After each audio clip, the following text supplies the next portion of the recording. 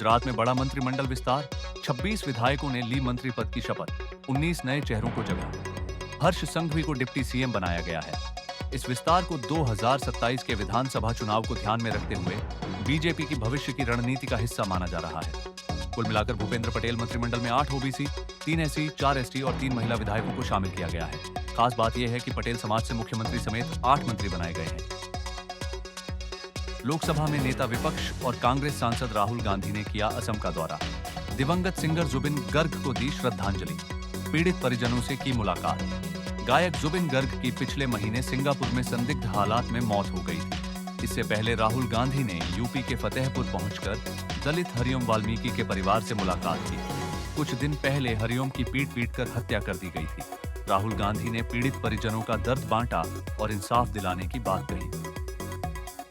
3 दिन के बिहार दौरे पर गृह मंत्री अमित शाह, पटना में मुख्यमंत्री नीतीश कुमार से मुलाकात। जानकारी के मुताबिक सीट बंटवारे के बाद अमित शाह चुनावी रणनीति को अंतिम रूप देने के लिए बिहार पहुंचे हैं। इससे पहले पंचायत आज तक बिहार कार्यक्रम में अमित शाह ने बड़ा बयान दिया था।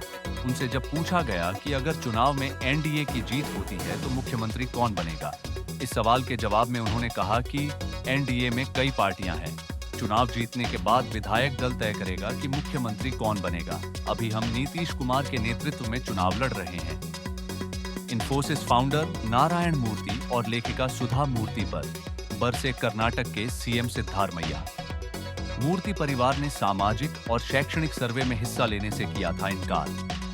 दरअसल जब सर्वे की टीम मूर्ति दंपति के घर पहुंची तो उन्होंने कहा, हम नहीं चाहते कि हमारे घर पर सर्वे किया जाए।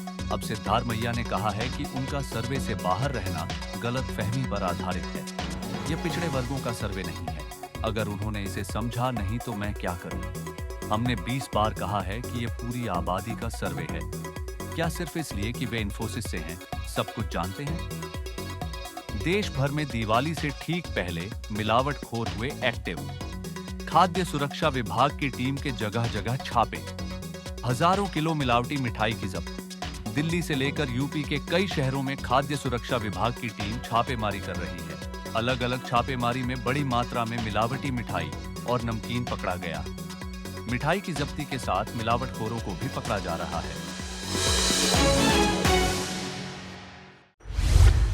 भारत के स्वदेशी लड़ाकू विमान तेजस MK-1A ने आज पहली बार नासिक के एयरक्राफ्ट मैन्युफैक्चरिंग डिवीजन से उड़ान भरी है। यह भारत की रक्षा क्षेत्र में एक बड़ी छलांग है।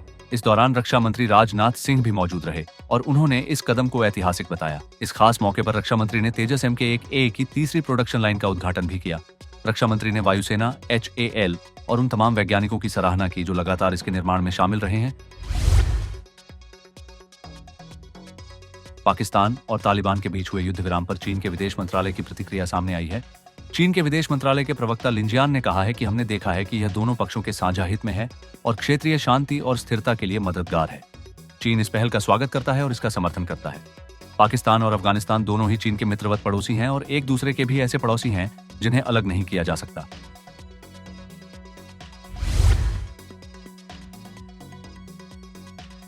अमेरिकी राष्ट्रपति डोनाल्ड ट्रंप के पूर्व राष्ट्रीय सुरक्षा सलाहकार जॉन बोल्टन पर गोपनीय दस्तावेजों के अनुचित उपयोग और रखरखाव के गंभीर आरोप लगे हैं।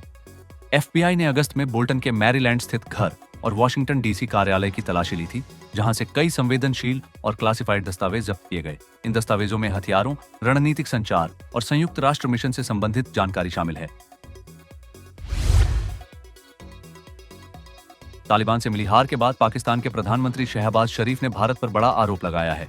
शहबाज शरीफ ने कहा है कि अफगानिस्तान ने भारत के इशारे पर पाकिस्तान पर हमला किया, क्योंकि ये हमले तब हुए जब अफगानिस्तान के विदेश मंत्री आमिर खान मुत्ताकी दिल्ली में थे।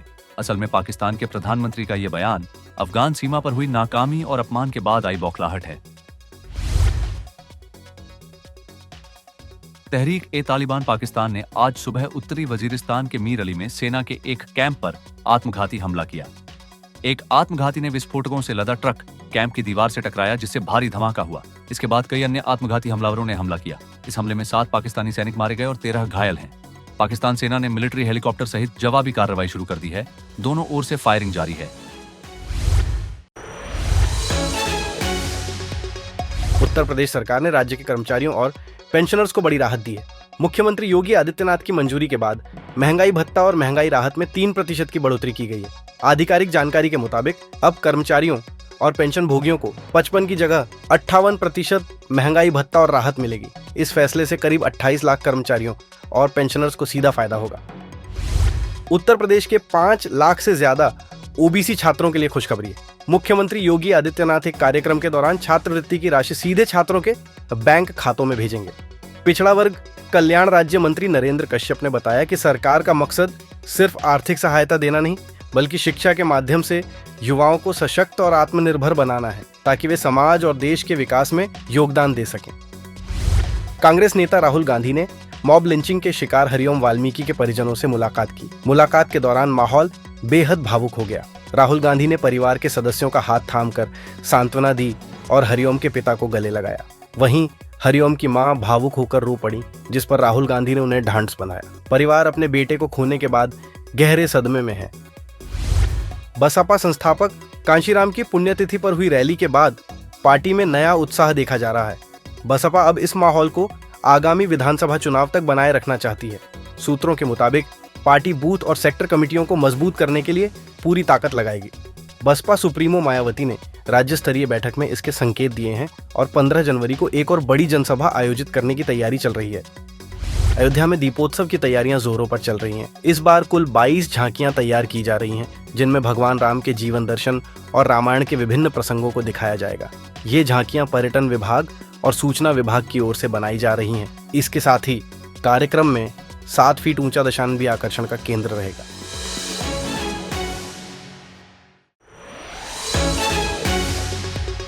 देश के गृह मंत्री और बीजेपी के कद्दावर नेता अमित शाह बिहार दौरे पर हैं। उन्होंने आज तक के कार्यक्रम पंचायत आज तक में बड़ा बयान दिया। बिहार विधानसभा चुनाव में जीत के बाद एनडीए का मुख्यमंत्री कौन होगा, इस सवाल के जवाब में अमित शाह ने कहा कि जीत के बाद मुख्यमंत्री कौन होगा यह फैसला विधायक दल करेगा। उन्होंने आगे कहा कि हम बिहार में नीतीश कुमार के नेतृत्व में चुनाव लड़ रहे हैं और हमारे चुनाव का नेतृत्व नीतीश कुमार ही कर रहे हैं। बिहार विधानसभा चुनाव की तारीखों के ऐलान के बाद देश के गृह मंत्री अमित शाह बिहार के दौरे पर हैं। दौरे के दौरान उन्होंने प्रदेश के मुख्यमंत्री नीतीश कुमार से मुलाकात की। ये मुलाकात मुख्यमंत्री नीतीश कुमार के आवास पर हुई। आगामी विधानसभा चुनाव के पहले ये मुलाकात काफी अहम मानी जा रही है। बता दें कि एनडीए में सीटों को लेकर बंटवारा हो गया। बीजेपी और जेडीयू 101 सीटों पर चुनाव लड़ रहे हैं। मुख्यमंत्री से मुलाकात के बाद अमित शाह ने सारण में जनसभा को भी संबोधित किया। बिहार में विधानसभा के चुनाव 2 चरणों में होंगे। विधानसभा चुनाव के दहलीज पर खड़े बिहार में अभी तक महागठबंधन में सीटों को लेकर तस्वीर साफ नहीं हुई है। एक तरफ जहां चुनाव की तारीखें नजदीक आ रही हैं, वहीं दूसरी तरफ महागठबंधन की सीटों की पहली सुलझने का नाम नहीं ले रही है और नेताओं के रूठने और मनाने का सिलसिला जारी है। हालांकि महागठबंधन में शामिल पार्टियां अपना कैंडिडेट उतार रही हैं और उम्मीदवार अपना नामांकन भी दाखिल कर रहे हैं। मुकेश सहनी और महागठबंधन के बीच बात अभी भी उलझी हुई। वीआईपी कितनी सीटों पर चुनाव लड़ेगी, कहां से लड़ेगी, ये कुछ तय नहीं हुआ है। हालांकि 15 सीटों की चर्चा जरूर हो रही है, लेकिन अभी तस्वीर साफ नहीं है। इन सबके बीच मुकेश सहनी मीडिया के सामने आए और कहा कि वो विधानसभा का चुनाव नहीं लड़ेंगे। हालांकि उन्होंने कहा है कि वो प्रदेश की सभी 243 सीटों पर प्रचार करेंगे। सूत्रों की माने तो मुकेश सहनी अपनी पसंदीदा सीटों पर लड़े हुए हैं। साथ ही वो डिप्टी सीएम बनने पर भी डटे हुए हैं। बता दें कि मुकेश सहनी पहले 60 सीट पर चुनाव लड़ने की मांग कर रहे थे। बिहार विधानसभा चुनाव में भोजपुरी के सुपरस्टार खेसारी लाल यादव की एंट्री हो गई है। खेसारी लाल ने अपनी पत्नी के साथ राजद का दामन थाम लिया है। वो आरजेडी के लिए छपरा विधानसभा सीट से चुनावी मैदान में उतर गए हैं। इससे पहले खेसारी लाल यादव ने सोशल मीडिया पोस्ट कर कहा कि मैं आप सभी का बेटा और भाई खेसारी लाल यादव इस बार छपरा विधानसभा से चुनाव लड़ रहा हूँ। मैं कोई परंपरागत नेता नहीं हूँ। मैं आप सभी जनता जनार्दन का बेटा हूँ, खेत खलिहान का लाल हूँ, हर तबके की आवाज हूँ और युवा भाइयों का जोश हूँ।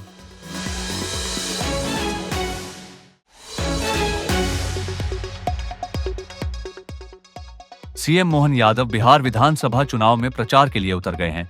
उन्होंने आज गया जी में एक चुनावी सभा को संबोधित किया और लोगों के एनडीए के पक्ष में वोट देने की अपील की। सीएम मोहन यादव यहां पर बीजेपी प्रत्याशी प्रेम कुमार के नामांकन में भी हिस्सा लिया। इस दौरान गोवा के सीएम प्रमोद सावंत भी मौजूद रहे। इससे पहले गुरुवार को सीएम मोहन यादव ने कुम्हरार और विक्रम विधानसभाओं में एनडीए प्रत्याशियों के समर्थन में जनसभाएं की। मोहन यादव ने वोटरों को संबोधित करते हुए कहा कि भारत के मान सम्मान के लिए बिहार में एनडीए की सरकार जरूरी है। एनडीए की सरकार ने बिहार को गुणानराज से उबारते हुए विकास का मॉडल बनाया है। राजधानी भोपाल में एक बच्ची को अगवा करने का हैरत अंगेज मामला सामने आया है। यहाँ एक शख्स ने 1100 क्वार्टर इलाके के मंदिर से 5 साल की बच्ची को अगवा कर लिया। परिजनों की तलाश के बाद जब बच्ची नहीं मिली तो उन्होंने इसकी सूचना पुलिस को दी, जिसके बाद से पुलिस सक्रिय हुई। बच्ची की तलाश में 14 थानों के टीआई, 5 साइबर टीम के साथ साथ 200 पुलिसकर्मी लगाए गए, जो प्रमुख बाजारों, बस स्टैंड, रेलवे स्टेशन सहित पूरे शहर में बच्ची की तलाश में जुट गए। हालांकि इस बीच गुरुवार सुबह एक शख्स बच्ची को लेकर आईएसबीटी आया। आरोपी शायद बस से बच्ची को कहीं ले जाना चाहता था, लेकिन पुलिस की मौजूदगी देखकर उसने बच्ची को वहीं छोड़ डीएच दिया और फरार हो गया। कुछ ही देर में पुलिस ने बच्ची को आईएसबीटी में लावारिस हालत में पाया तो तुरंत उसे मेडिकल के लिए जेपी अस्पताल लाया गया, जहां उसका इलाज जारी है। मेडिकल में बच्ची के साथ मारपीट की पुष्टि हुई है और उसके चेहरे और सिर पर भी मारपीट के निशान मिले हैं। इंदौर के राजवाड़ा क्षेत्र में बीते दिनों मारपीट का एक वीडियो सोशल मीडिया पर तेजी से वायरल हुआ था। ये वीडियो में कुछ युवकों के बीच विवाद होता दिखा था, जो देखते ही देखते मारपीट में बदल गया। बताया जा रहा है कि यह विवाद राजवाड़ा के पास उस समय हुआ जब वहां काफी संख्या में लोग मौजूद थे। भीड़ के बीच अचानक कुछ युवकों में झगड़ा शुरू हो गया, जिससे अफरा तफरी का माहौल बन गया। इस दौरान एक महिला भी मौके पर मौजूद थी। घटना का वीडियो सोशल मीडिया पर वायरल होने के बाद पुलिस हरकत में आ गई। थाना सराफा पुलिस ने वीडियो के आधार पर जांच शुरू की और मारपीट में शामिल युवकों की पहचान की और आरोपियों को हिरासत में ले लिया। रतलाम के जिला अस्पताल में एक शख्स ने 2 पुलिसकर्मियों की पिटाई कर दी। पिटाई का यह वीडियो अब सोशल मीडिया पर वायरल हो गया है। वीडियो में दिख रहा है कि युवक दोनों पुलिसकर्मियों को दोनों हाथों से पकड़े हुआ है और पीट रहा है और जोर जोर से पुलिसकर्मियों को पकड़कर चिल्ला रहा है, इन दोनों का मेडिकल करो, ये दोनों नशे में है। बताया जाता है कि युवक अपने किसी परिजन को लेकर हॉस्पिटल आया था और उसका डॉक्टर से विवाद हुआ था, जिसके बाद अस्पताल प्रशासन ने पुलिसकर्मियों को बुलाया था। इसके बाद युवक भड़क गया और पुलिसकर्मियों को ही पीट दिया। इस मामले में पुलिस आरोपी युवक के खिलाफ कानूनी कार्रवाई कर रही है। धार के बिल्दा गांव के हाट बाजार में एक बड़ा हादसा हो गया। बाजार में स्थित पटाखों की दुकानों में अचानक भीषण आग लग गई, जिससे अफरा तफरी मच गई। बताया जा रहा है कि आग की चपेट में 10 से अधिक दुकानें आ गईं, वहीं एक मकान को भी नुकसान पहुंचा है। हाट बाजार होने के कारण मौके पर बड़ी संख्या में लोग मौजूद थे। आग लगने के बाद मची भगदड़ में कुछ लोगों के मामूली रूप से घायल होने की सूचना मिली है। पुलिस और प्रशासन की टीम मौके पर पहुंच गई है और हालात पर काबू पा लिया है।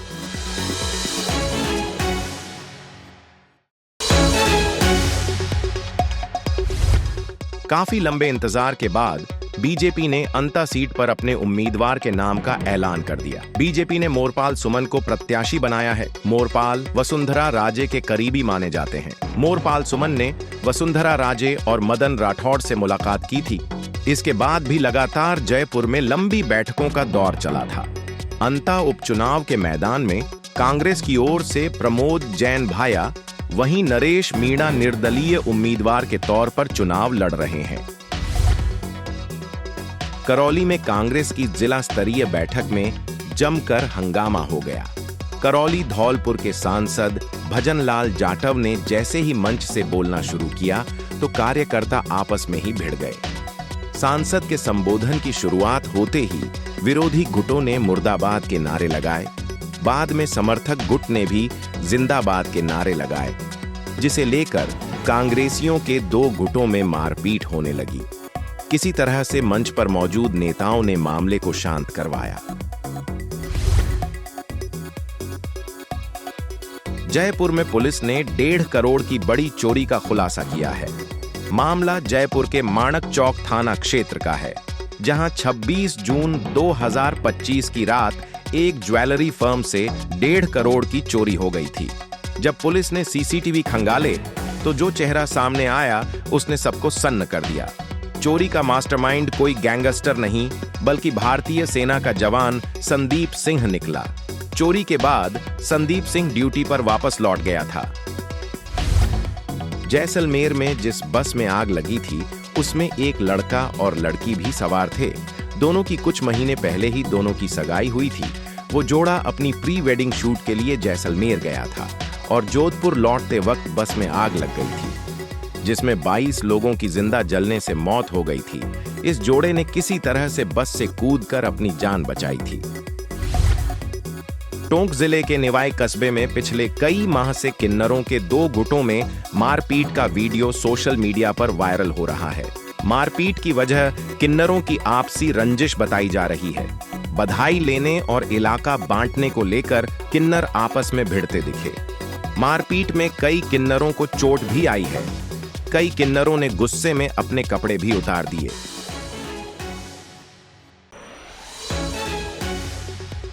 एमसीडी की 12 सीटों पर होने वाले उपचुनाव के लिए एएपीपी ने तैयारियां शुरू कर दी हैं। 12 सीटों के लिए 12 प्रभारियों की नियुक्ति की गई है, जिनके कंधों पर एएपीपी के उम्मीदवार को जिताने की जिम्मेदारी होगी। बता दें कि विधानसभा चुनाव में कई पार्षदों के विधायक बनने के बाद ये सीटें खाली हुई थीं। इन 12 सीटों पर अगले महीने यानी नवंबर में उपचुनाव होने की संभावना है। दिवाली से पहले ही दिल्ली की हवा जहरीली हो गई है। कई इलाकों में एयर क्वालिटी इंडेक्स बहुत खराब कैटेगरी में चला गया है, जिससे निपटने के लिए रेखा सरकार ने 25 पॉइंट का विंटर एक्शन प्लान तैयार किया है।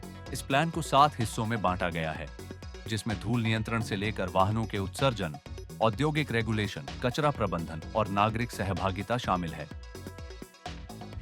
दिल्ली विश्वविद्यालय छात्र संघ की संयुक्त सचिव दीपिका झा का एक वीडियो वायरल हो रहा है। इस वीडियो में दीपिका झा BR अम्बेडकर कॉलेज के एक प्रोफेसर को थप्पड़ मारती हुई दिखाई दे रही हैं। थप्पड़ मारने वाली ये घटना कॉलेज के प्रिंसिपल ऑफिस में हुई और हैरानी की बात तो ये है कि घटना के वक्त पुलिसकर्मी भी मौजूद थे। दिल्ली के शास्त्री पार्क इलाके में गुरुवार की देर रात अज्ञात बदमाशों ने 2 चचेरे भाइयों को गोली मार दी। इस हमले में एक युवक की मौत हो गई, जबकि दूसरा गंभीर रूप से घायल है। जानकारी के मुताबिक आपसी रंजिश के चलते दोनों चचेरे भाइयों को गोली मारी गई। फिलहाल पुलिस ने इस मामले की जांच शुरू कर दी है और हमलावरों की तलाश में जुटी है। दिल्ली के वसंत कुंज इलाके में एक तेज रफ्तार थार कार ने 8वीं क्लास के 13 साल के बच्चे की जान ले ली। परिवार के लोगों ने बताया कि बच्चा स्कूल से आने के बाद समोसा लेने के लिए साइकिल से घर से निकला था। इस दौरान थार ने बच्चे को टक्कर मारकर कुचल दिया और मौके से फरार हो गया। परिवार का कहना है कि अगर उनके बच्चे को सही वक्त पर अस्पताल पहुंचाया जाता तो उनका बच्चा बच जाता ना। गाड़ी चालक ने मदद करी ना राहगीरों ने मदद करी और इसी वजह से बच्चे की मौत हो गई।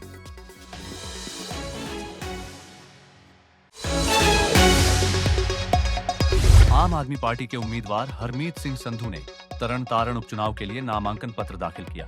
इस अवसर पर पंजाब के मुख्यमंत्री भगवंत मान, पार्टी प्रभारी मनीष सिसोदिया और एएपीपी प्रदेश अध्यक्ष अमन अरोड़ा भी मौजूद रहे। पार्टी एकजुट होकर चुनाव प्रचार में जुटी है। भगवंत मान ने हरमीत संधू के समर्थन में जोरदार रोड शो भी निकाला। भारतीय जनता पार्टी के उम्मीदवार हरजीत सिंह संधू ने भी तरन तारण उपचुनाव के लिए नामांकन पत्र दाखिल किया।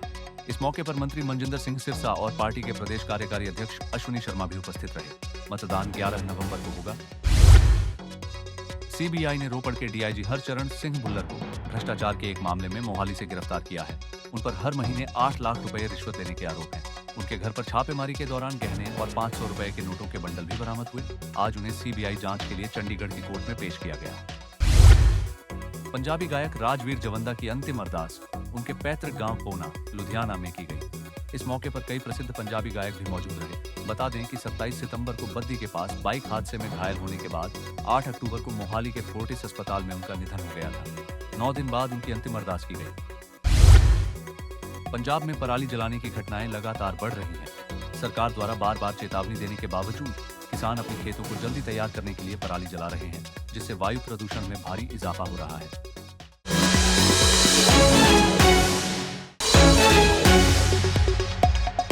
प्रदेश सरकार का 1 साल पूरा होने पर मुख्यमंत्री नायब सैनी ने बुजुर्गों को दिया दिवाली गिफ्ट। बुढ़ापा पेंशन में 200 रुपये की बढ़ोतरी, अब हर महीने 3,200 रुपये मिलेगी बुढ़ापा पेंशन। यूट्यूबर एल्विश यादव और सिंगर राहुल फाजिलपुरिया के खिलाफ ईडी ने पीएमएलए कोर्ट में चार्जशीट दाखिल की है। दोनों पर गानों में सांपों का इस्तेमाल कर वाइल्ड लाइफ प्रोटेक्शन एक्ट के उल्लंघन का आरोप है। इस मामले में चंडीगढ़ की म्यूजिक कंपनी स्काई डिजिटल को भी सह आरोपी बनाया गया है।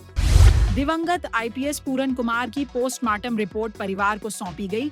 रिपोर्ट में गोली लगने से अंदरूनी अंग फटने की बात सामने आई। पोस्टमार्टम करने वाले डॉक्टर्स ने भी माना कि आईपीएस पूरन कुमार ने खुद अपनी जान ली थी। हरियाणा स्टाफ सिलेक्शन कमीशन यानी HSSC ने CET एग्जाम ग्रुप C के अभ्यर्थियों के लिए करेक्शन पोर्टल खोल दिया है। यह पोर्टल 17 से 24 अक्टूबर तक खुला रहेगा। इस दौरान अभ्यर्थी अपने आवेदन पत्र में हुई गलतियों को सुधार सकते हैं। गुरुग्राम से पकड़ी गई लुटेरी दुल्हन राजस्थान पुलिस ने किया गिरफ्तार। मूल रूप से यूपी के मथुरा की रहने वाली है काजल।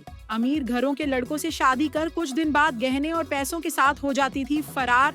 काजल के साथ इस काम में उसके माँ बाप और भाई बहन भी थे शामिल। सीकर जिले में दर्ज हुए मुकदमे के बाद हुई पूरे परिवार की गिरफ्तारी। पिछले 1 साल से फरार चल रही थी काजल।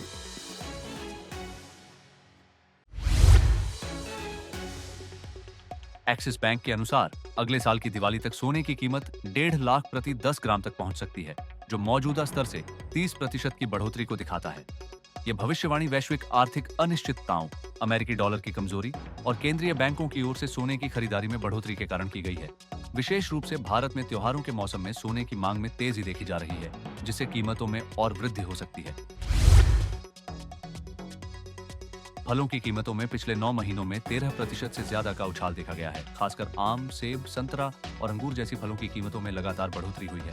हालांकि त्योहारों के मौसम में सब्जियों की कीमतों में गिरावट ने आम लोगों को कुछ राहत दी है। प्याज, टमाटर और आलू जैसी सब्जियों की कीमतें सामान्य स्तर पर लौट आई हैं, जिससे घरेलू बजट पर दबाव कम हुआ है। विशेषज्ञों का कहना है कि फलों की बढ़ती कीमतों के बावजूद सब्जियों की सस्ती दरें और त्योहारी मांग संतुलन बनाए रखने में मदद कर रही है। एलारा सिक्योरिटीज ने निवेशकों को सुझाव दिया है कि भारत की तेजी से बढ़ती अर्थव्यवस्था में घरेलू बचत को उत्पादक संपत्तियों में लगाया जाए। कंपनी का मानना है कि इससे न केवल व्यक्तिगत संपत्ति बढ़ेगी, बल्कि देश की आर्थिक वृद्धि को भी मजबूती मिलेगी। एलारा ने कहा कि अगर निवेशक सही तरह से वित्तीय उत्पादों में निवेश करें, तो आने वाले कुछ सालों में वित्तीय बचत 3 गुना तक बढ़ सकती है। विशेषज्ञों का कहना है कि इक्विटी, म्यूचुअल फंड और बॉन्ड जैसी संपत्तियों में निवेश से दीर्घकालीन लाभ मिलेगा और घरेलू पूंजी निर्माण को भी बढ़ावा मिलेगा।